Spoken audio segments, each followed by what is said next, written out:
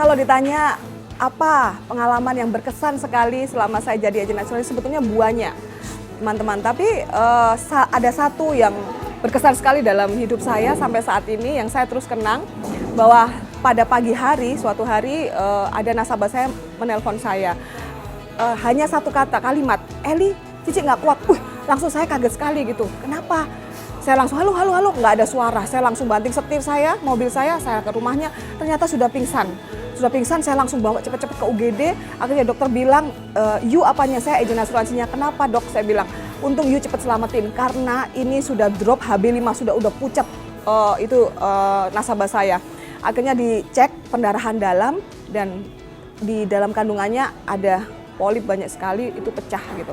Nah, itu saatnya saya itu thanks God, saya menjadi alat Tuhan untuk menyelamatkan nyawa salah satu nasabah saya tersebut. Itu yang menjadi kesan yang paling indah dalam hidup saya sebagai agen asuransi di Magelang. Karena keluarga, waktu itu saya merasa tidak enak untuk menawarkan dan mereka bilang mereka sudah punya. Di situ saya merasa sangat menyesal karena saya tidak mencari tahu apa yang mereka punya dan seberapa besar yang mereka punya. Kejadian tersebut akhirnya 1 bulan sesudah itu family saya tuh meninggal dunia, dan pada saat saya tahu ternyata asuransinya banyak yang sudah tidak ada lagi, udah lapse atau juga tidak mencukupi. Di situ saya sangat menyesal bahwa kenapa saya waktu itu tidak berani memfollow up, tidak berani menawarkan asuransi tersebut kepada keluarga saya sendiri. Ceritanya waktu itu nasabah ini, saya kenal nasabah tersebut bukan saudara, bukan teman. Jadi saya punya istri sekarang, dia bekerja di salah satu perusahaan, lalu dia mempunyai customer, hubungan dia baik, lalu dia mereferensikan itu kepada saya, sehingga saya mencoba kontak kepada nasabah tersebut.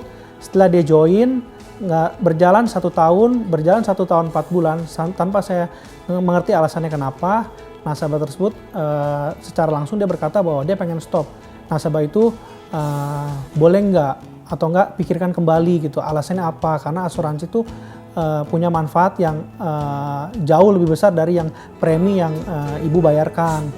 Lalu dia coba mengerti, setelah saya datengin, saya jelasin produknya, lalu dia berkata, oke, coba deh saya terus bayar.